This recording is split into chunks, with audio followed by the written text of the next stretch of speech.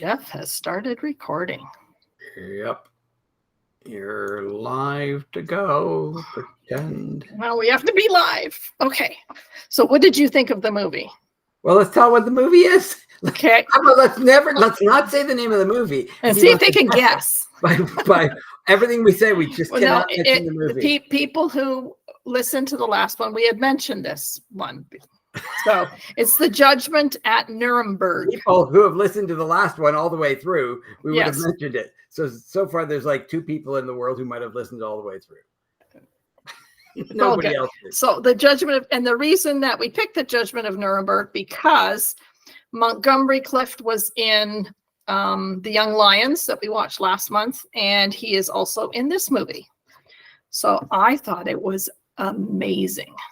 Really? It was a little long, but I thought, it was something it never even occurred to me that you would judge the judges. I'd never heard the story before. I'd never heard the story either. And you see that they did it after judging the army guys and, killing most of those people. Yeah. You know what I mean? And then they had to, okay, let's get the little lesser of the evils. You know what I mean? Yeah. I thought Judgment Nuremberg was going to be the big thing, not the, you know what I mean? The big guys. Yes. I did not assume it was going to be the judges. Yeah. Yeah. And one of them was Colonel Klink. And Hofstadter was the good guy in this one. Yes, I know. And then the last one, John Banner, was also Sergeant Schultz. That's true. It was like it's Hogan's Heroes reunion. But it was a lot of stars. It was a big cast. It was 3 hours long. They used documentary footage that was gut-wrenching. That was I can't look at that stuff. I look at it and go it was it's gone, and I can't. It was showing the concentration camp footage that was very graphic, and it's almost like if they tried to recreate it, it would be okay because it's like these is just actors or something, but this was actual footage and it was just heartbreaking. It'd be okay if they tried to recreate it. Well, because then they're trying to make something. This isn't real people. Oh, I still got my sticker on my glasses. Okay, sure. Good. There, yeah, I see the sticker. What does it say? 2+. Oh, 2+. 2.0. That's lots. Plus 2.0. Lots. Yeah, that's my computer reading. Yeah. So it was based on an original story, and there was 2 Oscars, one for the screenplay and another one for best supporting actor. Yeah, and there was a lot of people in here. It's for Maximilian Schell, I think, was the one who got the act. But I think a number of them were nominated. I mean, there was a lot of them that could have been. So yeah, we'll go through the story. There's 4 judges. This is 1947, so 2 years after the war. After the war, and this kind of a tribunal of different countries. And I never caught that in the movie, but in the original thing, they had, someone from Germany, someone from America, someone from, I think, France.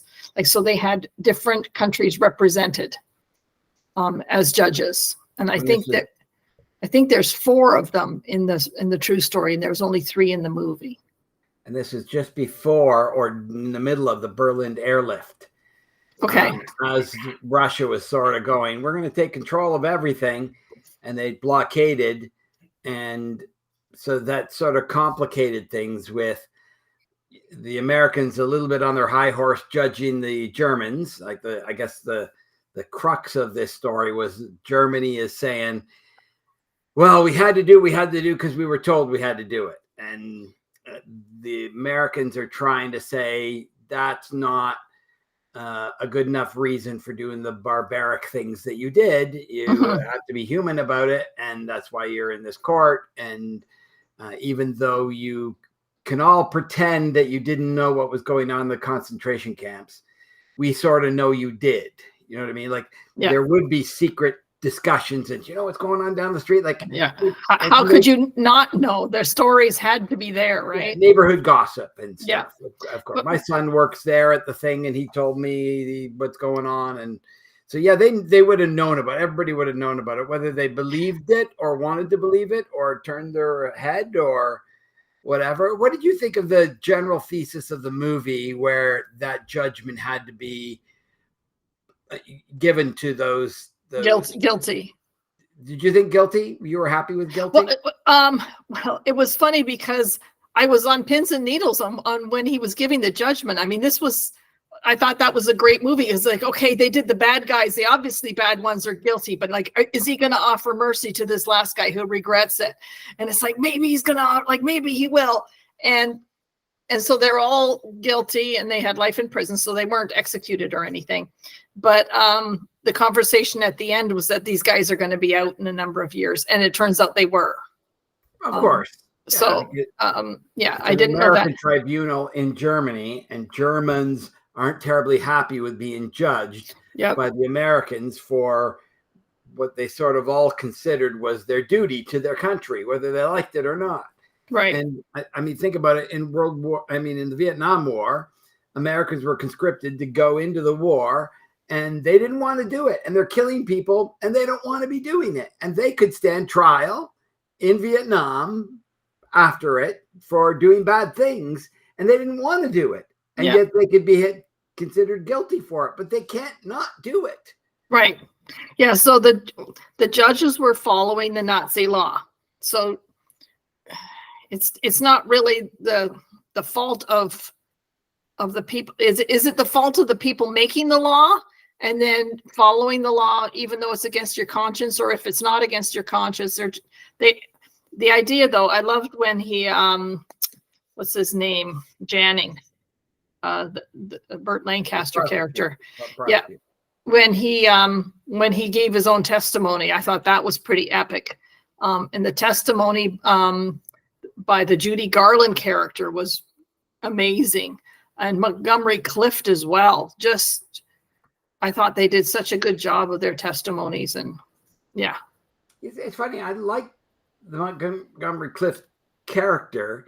He seemed way more rational, and then it comes down to the question of Hare, Field, Hunter, and he's supposed to make a sentence out of it because he's supposedly a bit of a dullard, right? Yeah. And he was. That was the reason they could sterilize him, because his mother wasn't smart. And Germany wanted to get rid of people who were slow, mating with other slow people, and continuing that on. In fact, they questioned whether his mother was slow, and he didn't like that being said. Yeah. And so you sort of see the historical aspect of somebody telling you your mother is dumb, which would mean you're dumb. Like you would have to sort of agree to it. And he didn't want to agree to that, but he obviously had some setbacks. You know what I mean? Yeah. He played a really good version of that. Yeah, he did that well, I thought. Yeah, but he seems good enough to be able to do something with Hare, Hunter, and Field like that. He was able to put wonderful sentences together, and then Hare, Hunter, Field, and go, I can't do anything with that. Yeah. I didn't. That he played too smart for failing that little test when that test would stop him from being sterilized. Right. Yeah. I mean, you guess at something. You know what I mean? Yeah. So Hare, Hunter, and Field are all words. There you go. You win. I have a sentence. Yeah. The Spencer Tracy character, I thought he was an excellent kind of judge. Like that's really liked his spot on for what the kind of person you need. And actually the Burt Lancaster character, he was an excellent judge as well. Caring about what his judgment would do, but he ended up, passing the buck and then making the judgments himself. But he thought he was saving Germany from a more difficult fate, because they were, I'll put a couple quotes when I put it in the blog, but I really appreciated a lot of the stuff. For the beginning of the trial, when the Burt Lancaster said nothing for the longest time, and it just spoke volumes when he didn't say anything. The one thing a couple things I won't say I didn't like, but those stupid headsets that they had on. Yeah. There's one picture I have of Montgomery Clift, and he's doing it like this, and he looks like he's like trying to be an alien from outer space or something. It looks ridiculous. but The that headsets that were was for the translation. Yeah, but it just looks so silly, I guess. But yeah, that's what they had at the You time. should have had AirPods in or bone conduction. It would have been so much Yeah, better. there you go.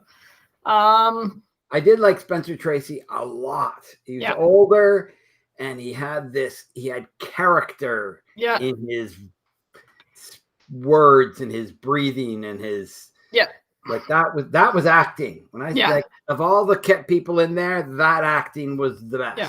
Everything he revealed about himself was important. Yeah. And I just thought, and then that Marlene Dietrich, I can't say I knew too much of her acting before. I know she was, an old time star, but I thought she did a good job. And so she was the one who was saying, we didn't know what was going on. We didn't. How can you think that we knew what was going on?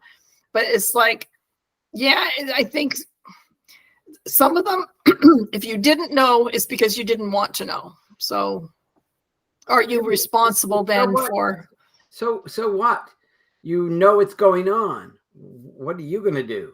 Yeah. Right now, you know that Israel is bombing the heck out of Palestine. Hamas in Palestine. What are you doing about it? I know. I don't know. You're not doing anything. No. So Hamas decides 3 years from now they run the world, and you're now charged with not doing anything when you knew for a fact what was happening. Like, should you be guilty? Right. Yeah, I know. Well, I guess they were calling judges to a higher standard. But it's the law. That's their job. Right. Their job is they're part of when you become a judge. You have to swear that you're not going to use your own personal influence, your biases in these judgments. Like in other words, if you don't like women and you want to make all women guilty of something, you know what I mean? Like you can't do that. Yeah. A good example is abortion issue. Judges are supposed to be looking at the facts, and they will judge it based on the facts that are coming. And the law of the land, whatever. Yeah. Well, and that's all they did. I don't have any problem. I mean, I don't like that they did that. Right. But that's not the problem. They wouldn't be judging and making those things happen under those times. If judgment was, if you're really slow, you can't be sterilized for that. Well, they're not going to go, I'm going to sterilize them anyways. But they just wouldn't do that. Yeah. But they weren't. It's a lot like there was a guy who his son was. There's a famous video of this. His son was molested by this guy. The guy's being taken in court, being walked from one area to another, and the guy's on the payphone. And you see this video. And as the guy comes walking by, he comes walking out, puts a gun, and kills the guy who molested his son. Like, and cops are like holding on to this guy, but he put the gun right against his head and killed him.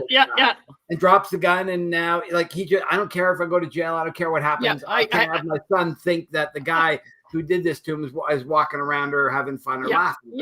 That uber protection thing clicked in, and he didn't get a sentence, right? And yet he should, the same way these people should, but you don't, because you realize that man is not a murderer. Right. He is not a threat to anybody on this earth. Right. They are not a threat to anybody.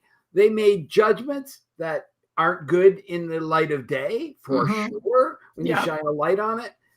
But I with the Spencer Tracy, especially coming down to Ernst Janning, the quiet guy, you know what I mean? That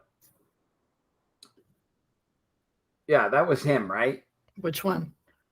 Burt Lancaster played the Janning. The very the one who regretted his actions. And I don't know even if he regretted. He said we're responsible. Yeah. The other ones didn't say that. They went, no, that's not. And he goes, no, we're responsible. Yeah. And so when it came to him. And I mean, you can't just say, well, you're off because you took responsibility and the other guys didn't. And so they go, because then the other guys could all go, I'm so sorry, mercy on me. And they could be let off. So you can't do it that way. So I liked at least that consistency. But how you can think that those people should go to jail for the rest of their life. And I love the way they put the politics in, telling you that we're here to judge Germans, and if we put them all in freaking jail, they're going to realize that they're all guilty. Right, and that's what they said. If he is to be found guilty, we all must be found guilty. And I like how they said that when Winston Churchill was praising Hitler, when I think the British royal family had dealings with Hitler, and American industrialists were helping Hitler, and they're not on trial, and so it's very selective at like it. Yeah, in the light of day, it all looks. And it sounds stupid to talk about the vaccine mandate, but there are kind of similarities of, you're told to do this, and are you going to be judged by it? And I appreciated they had one of the judges at the beginning of the war who said, I could not follow those rules, so I quit. And it's like, well, you can't have all the judges quit for moral outrage. So those are the ones who stayed, and now they're on trial. But the one who quit, he's okay. But it's like someone had to stay on, and judge everything. So I thought that was, they had testimony by a whole bunch of different people. I appreciated that, especially that Judy Garland's person. I see. It's right looking at me in the windows, a raccoon. There you go. Right up on my thing there. He was like right at the window. You had eyeballs looking at you? Yeah. So I heard noises, and then I look over and he turns around and his little banded eyes are right at the window. He's trying to get in your house. No, I put bird seed out there for birds, so that's what it's getting at. And watch it, and it's like smelling that. Yeah. Let's see what else. Yeah, they were hoping that National Socialism will cure the country's problem of hunger. Of course, it didn't.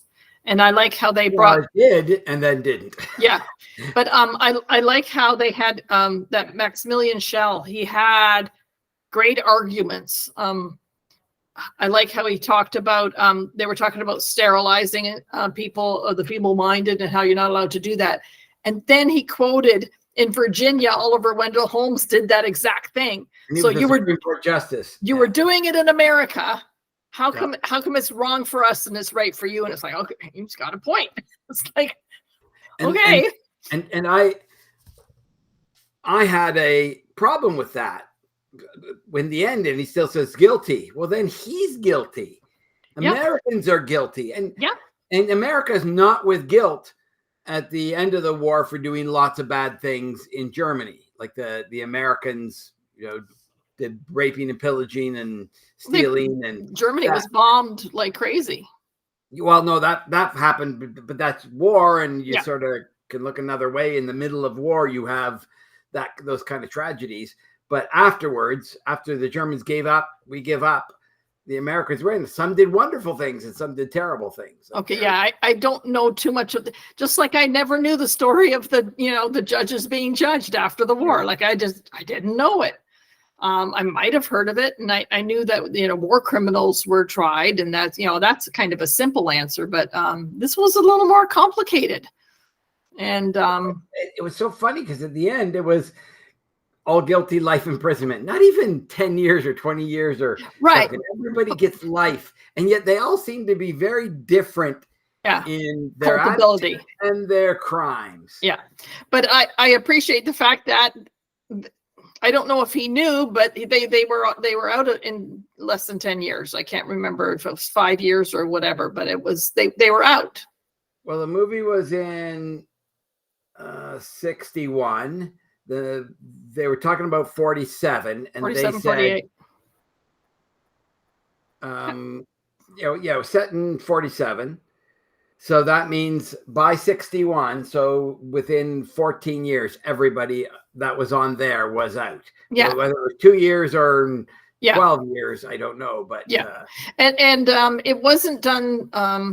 It was a representation, and not actual people. The name of the judge was not the same as the actual name of the judge. Oh, really? I was wondering if we could look that up and find out. Some of the names did not match. Okay. But I don't, maybe some did, but in general, it was not trying to be an exact depiction. Right. Right. So then one wonders, where did they tweak it? Well, then that's funny. Why at the end did they say, everybody? That's really weird. They must have actually meant they're talking about actual people, and then they changed their names so that they're not done, because they said, and they're all let out, and that seemed like truth, not. Yeah, I think they were. Like, yeah.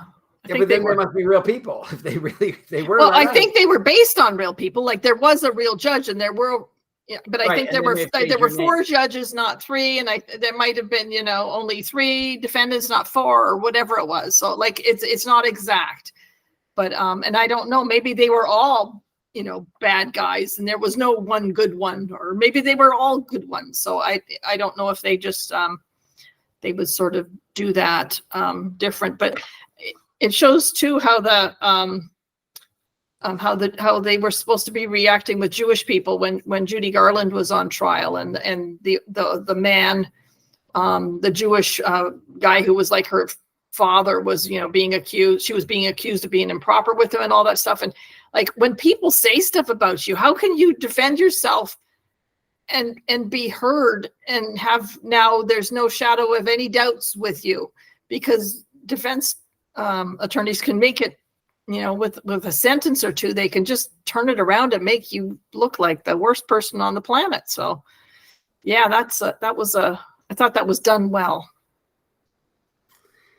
It's funny. I sort of didn't, and I guess it's because my argument is, so what? Is there something illegal with sitting on the lap and kissing an older it was at the time. It was. It was illegal. Illegal. They were not allowed to consort because she was not allowed to. He was Jewish, and she was not allowed to do anything with the Jewish. That was the whole thing about it. Okay, but that would be a 1938 thing, and right. Hitler's in his prime, and you can't consort. Yeah. Now it's over. It's now 1947. They're in a bit of an apology mode to say, "Oh my goodness, we shouldn't have done that." Why would they sort of mentally still go after the Jews with, oh, they're still so bad that it's almost like, I guess you did that before and it was all right. It was still an incredible, terrible thing that you did. And she's screaming, I did nothing wrong. I did nothing wrong. Why? Yeah. I sort of didn't get that. At that time, I'm guessing that they would be way more relaxed with, well, that's what you like to do with the Jewish man. And anything about it. Like, I don't think it was against the law at that moment to do it, yet they said it and pointed fingers at her as if it was. Well, they claimed that you're still feeble-minded, so it was okay that they sterilized you.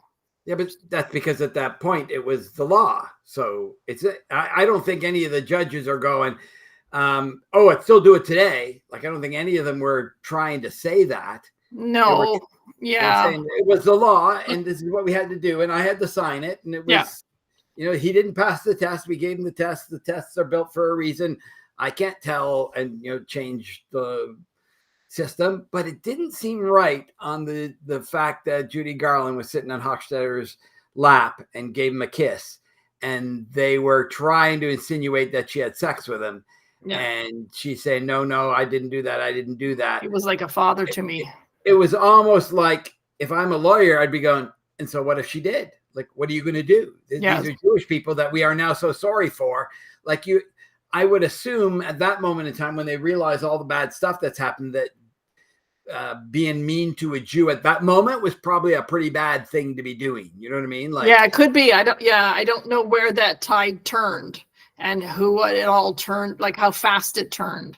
Yeah, you're right. That'll be interesting, because if for a number of years you're allowed to just decimate a culture, and now all of a sudden it's okay and we're fighting for them. I mean, I guess it's a little bit akin to slavery. Like, you were allowed to have slaves, and now aren't they? Isn't it all wonderful? And it's like, well, it didn't quite happen that way. Yeah. So you're right. It might have taken a lot longer than I'm sort of thinking. Yeah. To change that momentum. Yeah, but no, I thought it was too long for me, but they covered so many aspects of it, that's the part I don't like, when they're trying to cover something and it's like, well, what about if there was a good judge? And so they had a good judge. What about the really snaky judge? And what about, how the defense did it, and so on. They covered so many different, like what the Army thought. And then Captain Kirk, William Shatner. I liked all the foreshadowing for the future. Even him, when he said some things, reminded me of Kirk saying things. Yeah. Like he said a couple little, not soliloquies, but along that line, and you sit there going, "Ooh, that's sort of like exactly what he said in the Star Trek episode." Yep. Did you expect Spock to come around the corner and say, "We time traveled and now we're going to go back"? Almost. And then Hochstetter, the fact that Klink and Hochstetter, not that Klink was a name here, but they kept that name in Hogan's Heroes from this movie before Hogan's Heroes. Okay, right? and the problem is one of the judges was named Hochstetter. Yeah. Hofstetter. And the Jewish guy with Judy Garland, that he played Major Hofstetter. So it's very confusing. He's now in Hogan's Heroes, and he's going to play a German SS guy. And they go, "We've got to come up with a name." He goes, Hochstetter. Hochstetter's good. In another movie I just did, that sounds like a pretty that's a good name. Good harsh sounding name, because he was going to play a harsh sounding character that took no bull.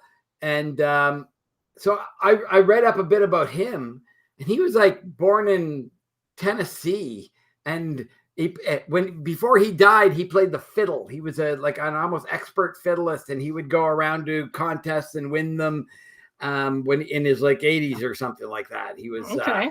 You see him here as a Jew, and then you see him as an anti-Jew in Hogan's Heroes. Yeah, and he has this character about him the whole time. He's from Tennessee, and his family moved out to New York when he was 20 or something. Yeah, that's not what you see as a man from Tennessee. Yep. And he did he learned 24 different dialects so he could get rid of his Southern accent. Yeah, that I remember reading as well. Yeah. But Maximilian Schell is, I don't know, he's a pretty good actor. I think he has quite a bit of a claim. But like Montgomery Clift, he's the person who we're linking from the two movies, and I think he died not really young, but he wasn't an actor in his 80s or anything like that. But I thought he did a really good job of the look on his face and his anxiety and stuff like that when he was under questioning. I thought that was done really well. Yeah, the acting I thought was, even Judy Garland was good. She was heavier, she had like weight on her. I didn't believe that she was 16 years old. No, that was 16 years old when they're accusing her of sitting on his lap. Okay, so then she's 20 now years 47, old. So and I think that was 1935. Okay, yeah. So she's 30. She would be 30 years old there. She looked like a bit older than that too. Yeah, so I think our next movie has to be Judy Garland and Mickey Rooney or something. We do something away from the war. Something. We've had so much testosterone the second half of the year. I liked Young Lions, I think, a bit better than this, because I really like this sort of Paris thing, and I like the fact that one general's wife was all sultry and coming on to him, and then sees him later when Germany is now being defeated near the end of the war. Yeah. And she's she's a shell of herself with none of the trappings that she got when her general was raping and pillaging and taking what he wanted. And you got to watch that happen. You got to see him question Hitler all the way through it. And then I don't know, there was something, the storytelling, and it showed a prison camp and showed thin guys sort of standing there. But this one showed the body, actual footage, the dead, thin, bulldozed into the 60-pound men being bulldozed into stuff. And our uncle was on the dead people pile. Yeah, yeah, no kidding. Saved by Americans. So yeah, like timing, just at the right little yeah, moment of yeah, everything. You could see why he'd want to go to America. You know what I mean? yeah, Like America sure. in Holland, Dad's area, the Canadians liberated them. And it Yes, took the Germans out. Canadians came in, and so Dad's there going, they are the heroes. wonderful people. Yeah, they're the ones I look up to. That's how, if I could ever be in their land, they're strong. And here in Holland, we couldn't get rid of them, but you could get rid of them. Yeah, yeah. You know what I mean? Even though Canada, It doesn't work that way. Yeah, get rid of them many better than the Dutch could get rid of them. They just, it was a momentum thing happening. Yeah, and so it's funny that Hank was saved by the Americans and went to America. Dad was saved by the Canadians and went to Canada. Yeah, they would take on British colonies. So Mina went to Australia. So now he wasn't saved by Australians, was he? No, but it's the British Empire. I don't know why. So it was the British what was Mina doing during the war? I don't know. Was he wasn't that much older than Dad. It was a little bit, but yeah. Because that's the one. Remember the story they said when we went to the house, and they said that door there was your dad's room, and he had the word "My Canada" above the door. Okay, I think so. In other words, that's his sanctuary. You know what I mean? Yeah. It's my Canada. That's like you could see when you're a 14-year-old boy or something thinking of Canada that way, that you just have to go there. There's a drive inside you going, that is my country. Yeah, well, part of it too was there was nothing left. There's no future. You are not getting the family farm. It's going to your sister who's older and has a family, and you're not there yet, so you don't get it. The same, both of our Martin's parents, Martin's dad and my dad left because an older sibling had the family farm, and there was no land for him to just buy a place. And when you're on the family farm, your toil is hardly accounted and paid back. You know, you get to live here, and so that's your recompense. Yeah. You don't get here's the $7,000 at the end of the season because you helped us. And it's like, look, they couldn't afford to do that. It didn't work that way. Yeah. So yeah. Got to see a little bit of everything. We got to see the opulent. I like how the woman whose house that the judge was living in, she had to live in this, little, that wasn't explained enough. Like, I would have liked more information about what she felt like having someone else in her house, and will she get to go back again or not? And no, that was her house. That's not her house anymore. No, I know, but her husband was killed by the Americans. Right, but whether somehow it ends up you can get. After the war, they settle things up, and you can go back to your home. Like, I don't know right. There might be some aspect of that. Yeah, I don't know. So they didn't explore that. But I mean, then it would have been 4 hours long. But I thought that they had the nightclubs. They just had a whole lot of stuff. And when Spencer Tracy was in the market, and the girl was he thought she was flirting, and she called him Opa, Grandpa. And it's like, oh man. It's like he wasn't going to fall for anything like that anyways, but he was just such a gentleman and the perfect person to be a judge. And he reminds me a lot of Gregory Peck. I watched To Kill a Mockingbird, and the sense of justice is just, I mean, you would hope that every judge has a little bit of that in them. You remember the time he said, I was an elected judge, and I knew that in my town, I had to leave a few people alone to be judge. Yeah. And I'm going, just that honesty and awakening. Admission, made me go, well, he's going to be treating these people fair. Yeah. And then he didn't. Well, I think he almost had no choice. He had to say guilty because they were. I don't know what they were. No, but like by a certain letter of the law, they were. And so the world was looking, and the world wanted him to say that. That means then the Americans are guilty because they profited off it. Then that's exactly what he's saying. He's saying. No, I know, but then he's got to say you're guilty, and I'm going to go to jail too. Go take my hands and send me to jail. Like he's going. You go to jail. My life is great. Let me get back on a plane and let's go back to America. This is going to be good. Yeah. Like he didn't do what the Burt Lancaster character did when he said we were guilty. We did know. And he's doing, because he was a judge, the letter of the law is we're guilty. And some people do that. Some people take that guilt in and wrap themselves in it like he did. And other people go like, it's not me. Yeah. No, I didn't do anything. I just did what I was supposed to do. Leave me alone. Shut up. You go away. Yeah. But the truth is in the middle. Yeah. Those were the two opposite ends. Yep. But the truth wasn't in the middle. It was right at the end. Everybody guilty. You're going to jail for the rest of your life. Well, I wonder if he knew that they were going to be out in 5 years or whatever. I wonder if he. No. Because he said, I'll make you a bet, because he's saying the tide will turn after you've left. Yeah. And because everything that those people are doing are in a vacuum. They're making their decision based on the things they were told and what they need to do. And if you're going to make them guilty, he's going to a jail, and that's what's going to happen. But of course, there's other things that create change in that over time that other lawyer was smart enough to tell him that that's going to happen. Yeah. I thought it was unfair to give them a. Yeah. Well, to be honest, I wanted the other 3 judges to get guilty, but him, I thought he deserves some mercy. But then how do you? I don't even know that, because I'm looking. Okay, Clink was honest.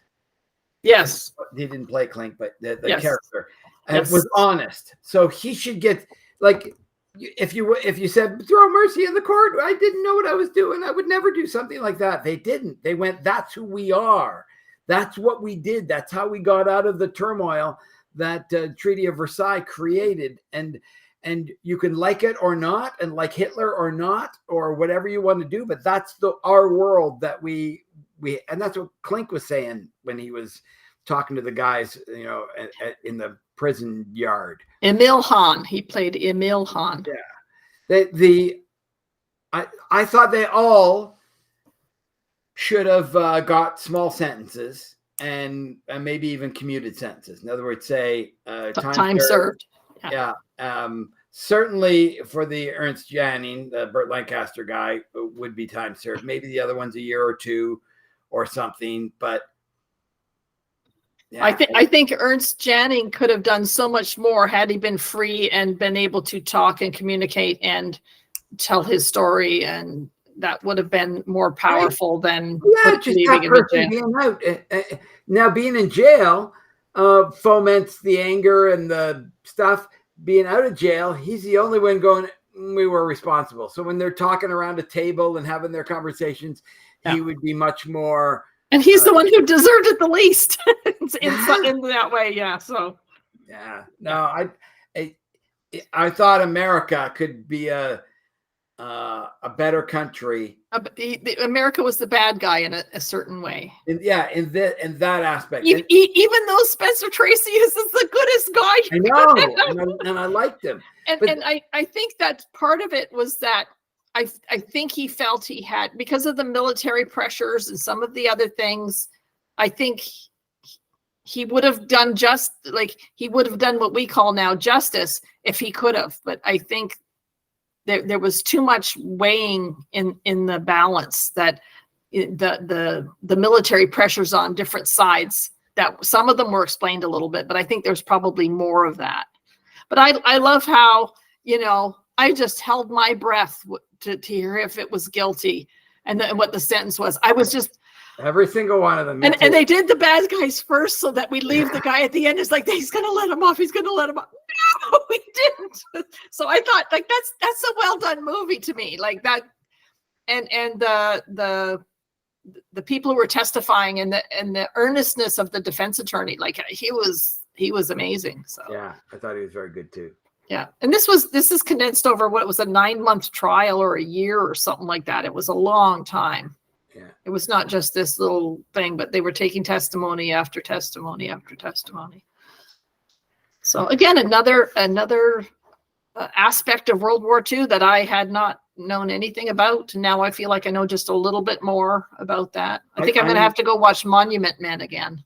I saw part of it. Do you use Spotify? I just put it on my thing, but I don't pay for anything. So. Right, yeah, the free one. There's documentary series. It's just audio, and it's about Adolf Hitler, and it's really, really well done. Like it talks to you about the things, almost like what he did on this day and where he went on this day and why he did this and the people he knew and the guy who hoisted him up. So there's this guy, I forget his name. Goebbels or no. This is somebody you've never heard of before. Oh, okay, yeah. And he was somebody who worked for the army. They originally hired him to go spy on the National Socialist Party, the Nazi Party, to go give back information to this guy who's working for the government.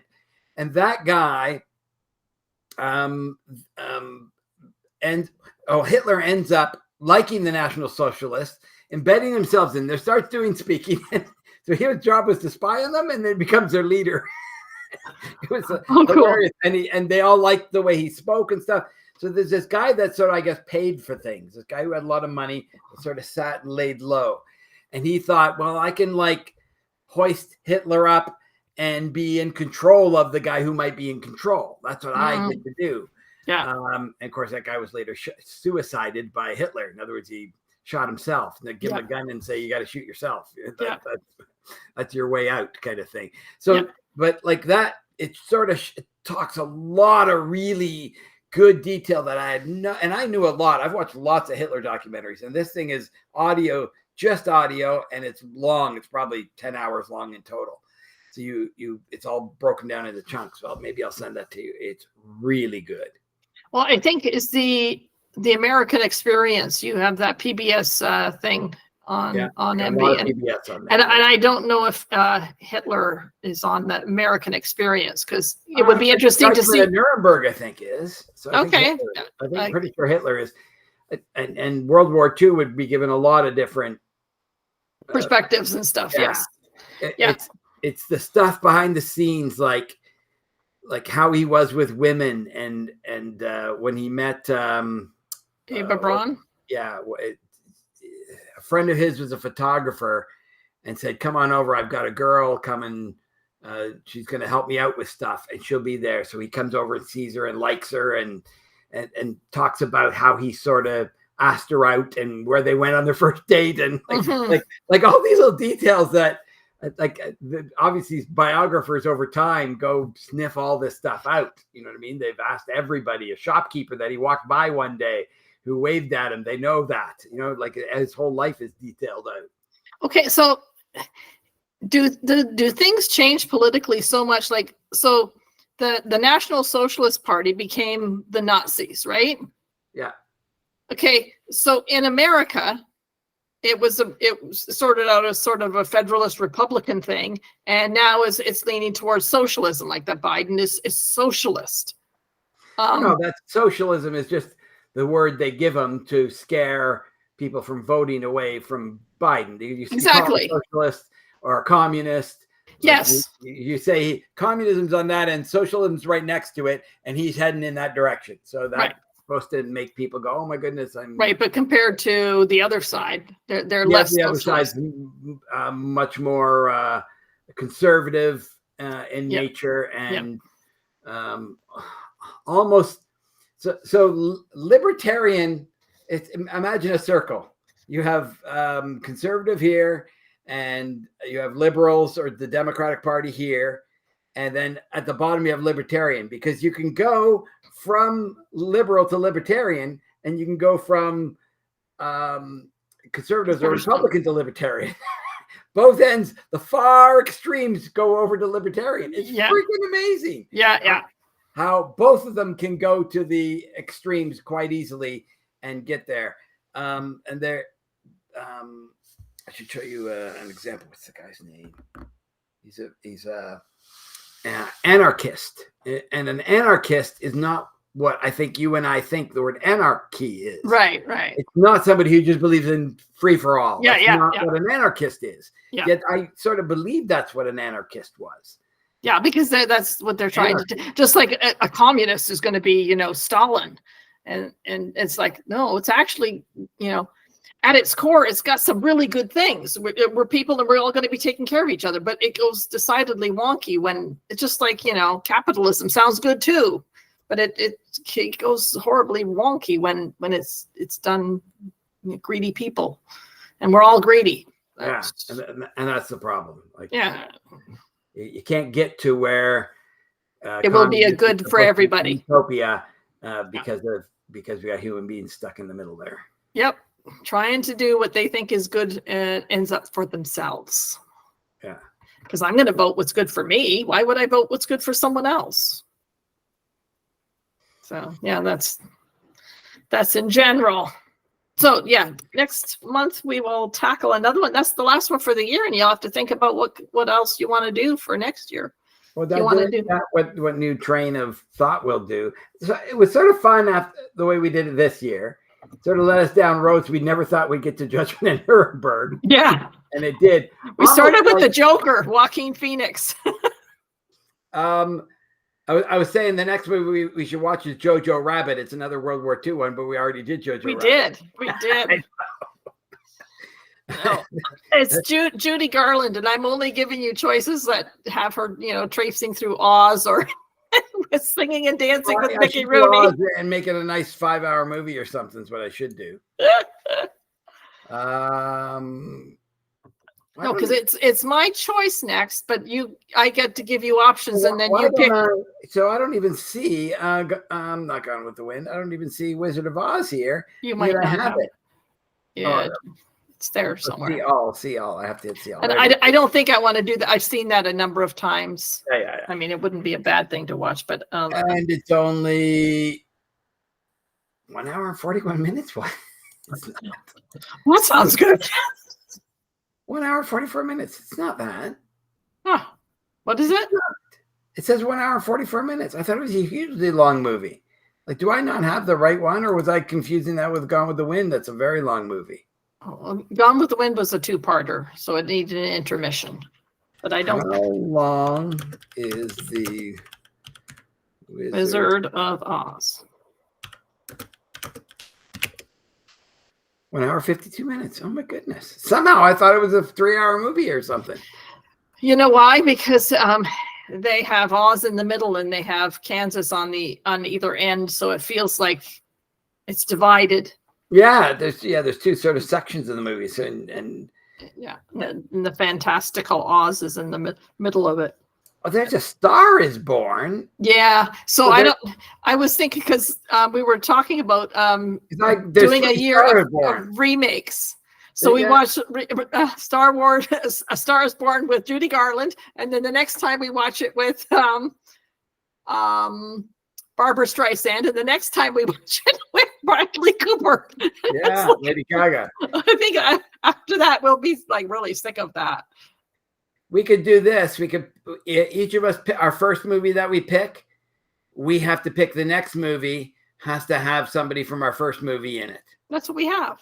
That's what we've been doing. No, we've been doing a chain. I'm talking about the first movie I make sure, like this movie, has 6 good actors in it, so I can go find other movies with each of those 6. We did it in a chain. We did it. So one movie had that person. Oh, well, the next movie has that person in it. Then the next. Yes. I'm talking about so our last movie still has people from the first movie in it. But that would be hard to do with some people, isn't it? That's why our first movies has to have like 6 good characters in it. Like, yeah, well, but you can do that with like ones like this because it's an epic and there's like stars across the board. But then there's some that there is 1 star and that's it. Yeah, but that's okay. Let's go pick something silly like Summer Stock, Judy Garland and Gene Kelly. So why is that silly? That was one of my choices. There's 6 other movies with Gene Kelly. Let's pick Eddie Bracken, who's in that movie. 2 other movies with Eddie Bracken. So there's another one there. Right, but 2 does it movies also with the have to next have? person. Marjorie Main, 2 movies. Phil Silver, 3 movies. So Yeah. for 6 people, I do have other choices on, and it's a pretty crappy movie considering. Right.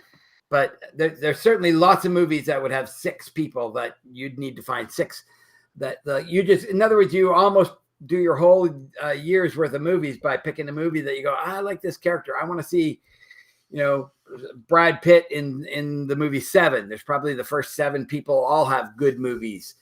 Okay, so how would you do? Let's pretend January is Young Lions. So who do we pick for February? What do we pick for February? Okay, I'll go to Young Lions. So we saw Young Lions that had Maximilian Schell, say had Dean Martin and Marlon Brando. Those were 3 guys. Yeah, so you can pick. So the first movie is this one. Second movie is you click on Brando and you see all the choices and go, I want that movie. Then the next time I pick a movie, I go. That's exactly what we've been doing. No, we haven't been doing that. Oh, because I went to Young Lions and it starred Dean Martin because the last time he was with John Wayne. Here's the proof. Here's the proof. In the movie we just watched, who was in the movie in January that we watched? Who was in the January movie? Oh, Joker. We watched Joker. So who from that movie was in the Joker? Joaquin Phoenix and Robert De Niro. Right. No. Who from this movie in Judgment in Nuremberg? Nobody, because it was such. That's right. So that, in other words, it doesn't follow the train. This is, you pick one movie, and every next movie has to go back to the first movie. Oh, you have to find a connection to the very first one. Then it has to. Connection. First 6 people, you have to pick a movie from the first 6 people. That's it. Oh, okay. And so some of them might only have one other movie. Yeah, you gotta watch that one. That's the one you're.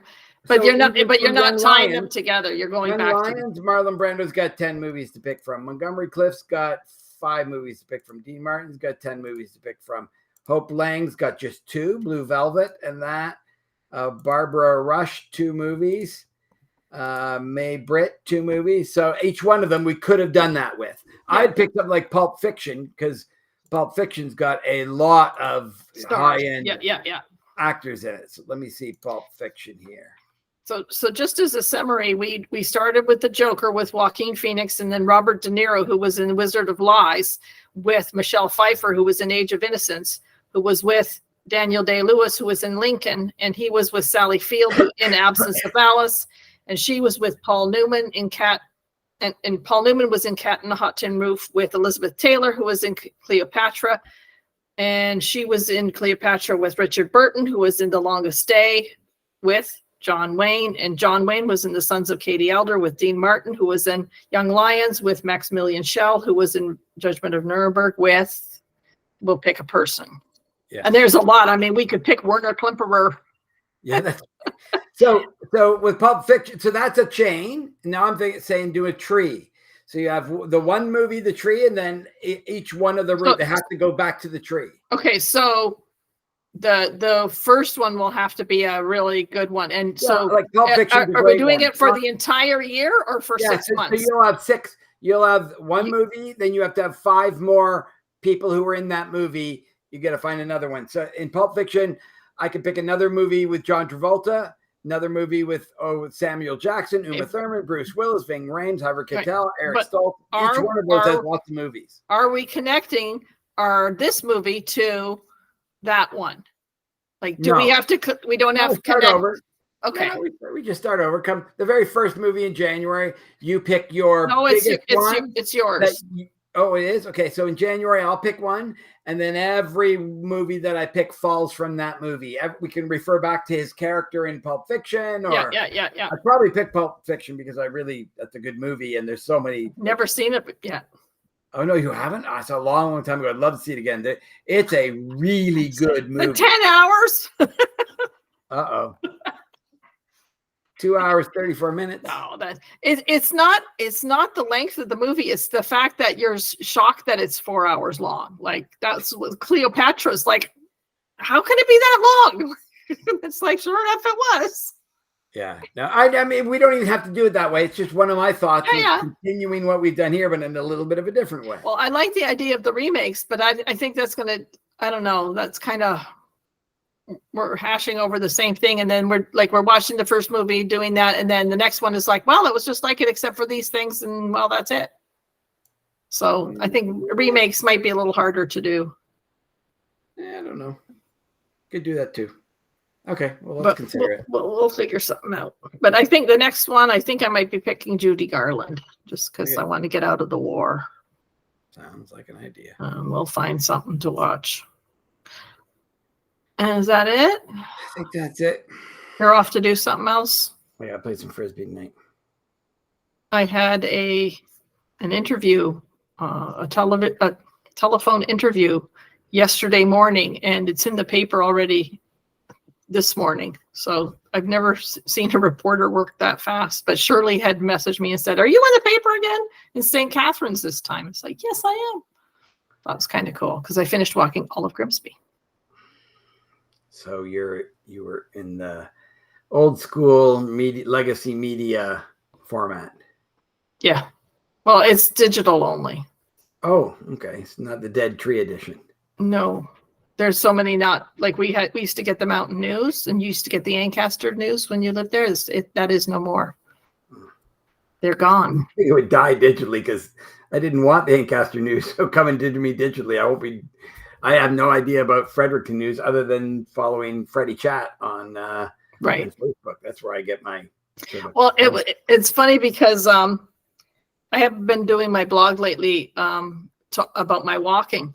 So I would have more in this year. I would have more New Year's resolution posts because they do it at least once a month than I had the street walking one. So right. Yeah, it was like I am getting slow and behind on that. But yeah, this does sort of force us into it, and I like that. It just we need to do this months, and therefore we have to accomplish it. And I like that. Get her done. Yeah, okay.